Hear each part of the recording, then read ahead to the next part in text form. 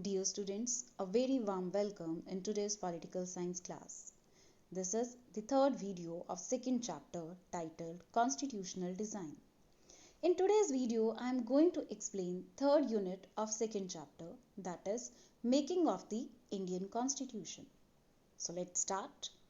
First of all, you must be aware of the circumstances under which the Indian Constitution was framed. First is a clear-cut fact that India is a huge and diverse country. And making a constitution for such a big and diverse country is not an easy task. You all will agree with it. Indian लोग जो अब तक British colony के subject थे, अब उनका status बदलकर citizens of India होने वाला था, यानी उन्हें उनकी खोई हुई पहचान मिलने वाली थी. Third, India was born through a partition on the basis of religious differences. And about 10 lakh people were killed on both sides of the border in partition-related violence. Another important fact ये है कि जाते जाते Britishers princely states के rulers को 3 choices देकर चले गए. Let me tell you, British rule के under India was divided into 2 political units. One was Indian provinces, which were directly under the British rule, and another was princely states, जिन्हें रियासत कहते थे, and where Indian kings were ruling, but they were indirectly controlled by the Britishers. तो क्या choices थी इन princely states के पास? वो चाहे तो इंडिया में मिल जाएं, चाहे तो पाकिस्तान में मिल जाएं, या चाहे तो इंडिपेंडेंट रहें. ये चॉइसेस होने की वजह से इन प्रिंसली स्टेट्स को इंडिया में मिलाना डेफिनेटली एक डिफिकल्ट एंड अनसर्टेन टास्क था. इन सभी सर्कमस्टांसेस की वजह से कॉन्स्टिट्यूशन मेकर्स को इंडिया के प्रेजेंट और फ्यूचर की गहरी चिंता थी. Let's check now what were the foundation stones of our constitution और what facts pave the path of our constitution. First, national movement was a struggle to rejuvenate our country and to transform our society and politics. Means, हमारी जो freedom struggle थी, that was not only a struggle against a foreign rule, बल्कि ये struggle हमारी present society और politics में change लाने की struggle थी. हमारी country को फिर से rejuvenate करने की struggle थी, यानी एक नव भारत के निर्माण की struggle थी, जिसकी वजह से इंडियन लोगों में एक आम सहमति बन चुकी थी, यानी कंसेंसस इवॉल्व हो चुका था कि डेमोक्रेटिक इंडिया कैसा होगा.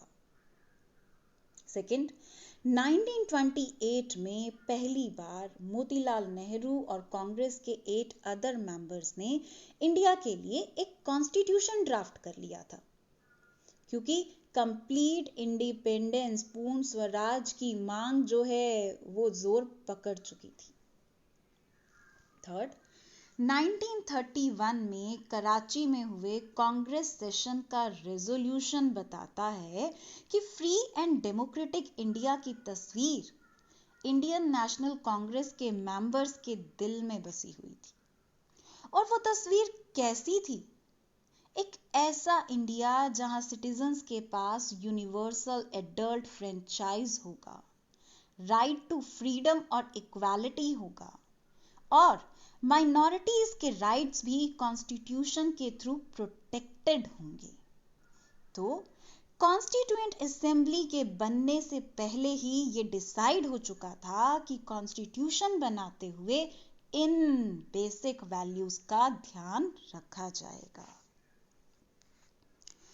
1937 में हुए प्रोविंशियल लेजिस्लेचर के इलेक्शन में जीत कर आए इंडियन लीडर्स को पॉलिटिकल इंस्टीट्यूशन में काम करने का एक्सपीरियंस हो गया था, जो इंडिपेंडेंट इंडिया में नए इंस्टीट्यूशन सेटअप करने के लिए बहुत यूजफुल होने वाला था। इन सब बातों के अलावा there were some outside factors also which were a source of inspiration for our leaders, like ideals of French Revolution, parliamentary democracy in Britain, USA का बिल ऑफ राइट्स, रशिया की सोशलिस्ट रिवॉल्यूशन। ऐसा नहीं है कि Indian constitution makers ने इन्हें as देवर वैसे adopt कर लिया। उन्होंने इन सभी की डीप स्टडी की और चेक किया कि इन्हें इंडियन कंटेक्स्ट में कैसे इंप्लीमेंट किया जा सकता है, और ये सभी फैक्टर्स इंडियन कॉन्स्टिट्यूशन फ्रेम करने में बहुत हेल्पफुल प्रूव हुए। चलिए अब देखते हैं कि इंडिया का कॉन्स्टिट्यूशन बनाने वाली कॉन्स्टिट्यूएंट असेंबली कब बनी, इसके मेंबर्स कौन थे और उन्होंने कैसे हमारा कॉन्स्टिट्यूशन बनाया। सबसे पहले तो कॉन्स्टिट्यूएंट असेंबली के मेंबर्स का चुनाव हुआ। कैसे हुआ? क्या सब इंडियंस ने वोटिंग करके उन्हें चुना? No, not at all. लेकिन Constituent Assembly was elected by the members of existing provincial legislature in July 1946. These elected members met on 6th December 1946 to draft the constitution. But, you all know that country got divided in 1947. तो इस constituent assembly का क्या हुआ भाई?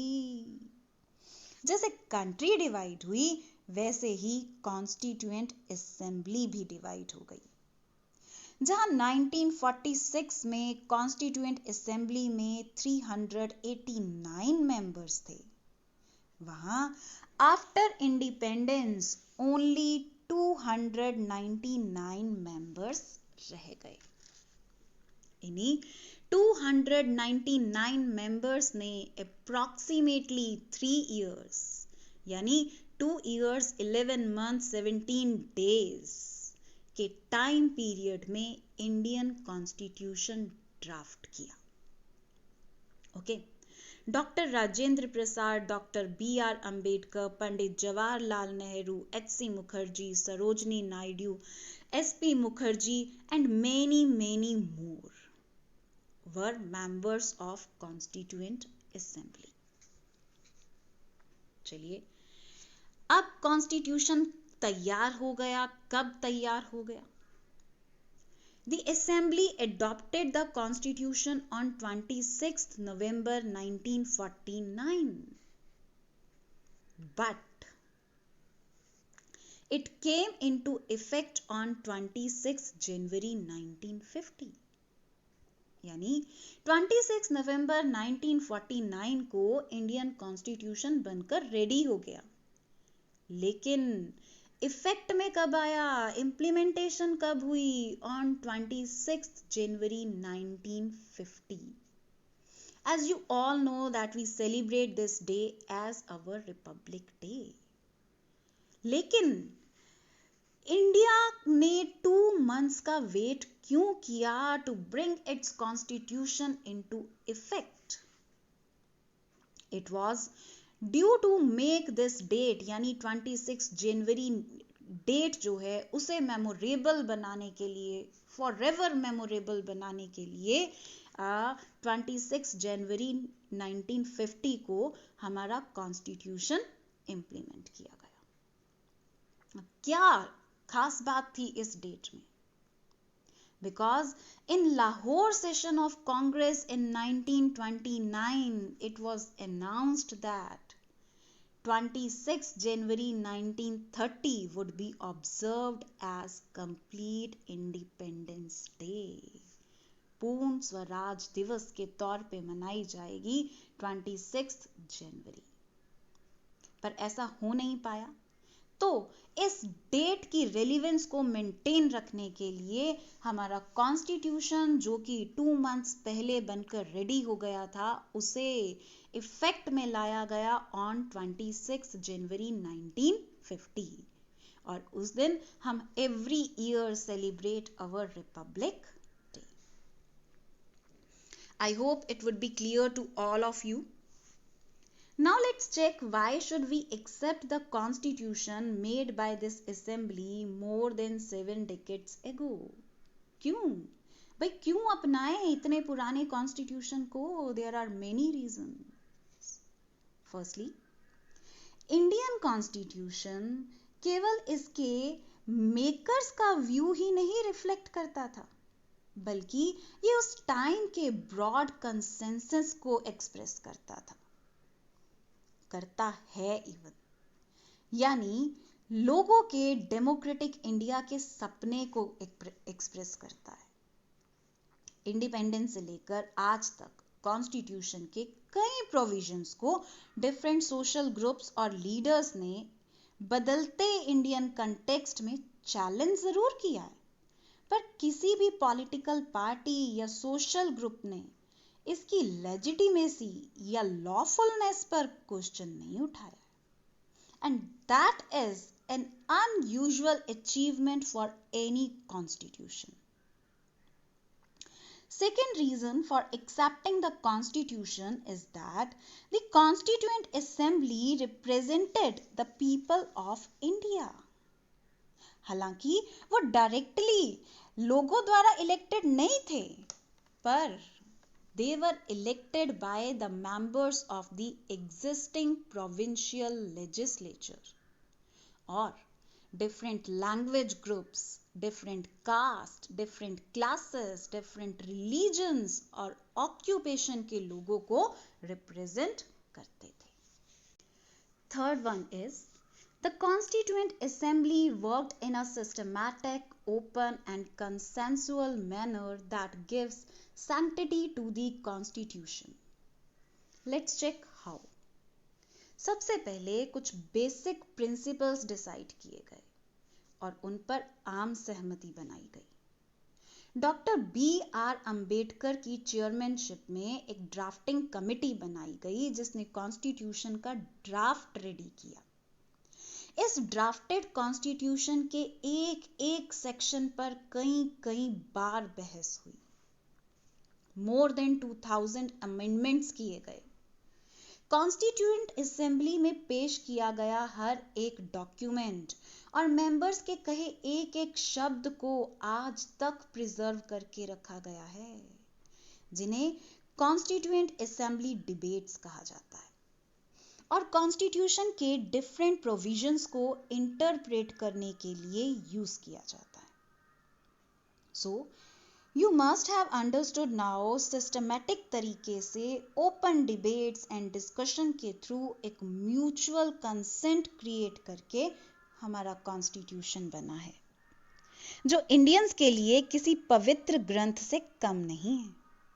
Therefore, as a true citizen of India, it is our duty to protect and preserve our constitution. That's all for this video. If anything explained in the video is not clear to you, you can ask that in comment section.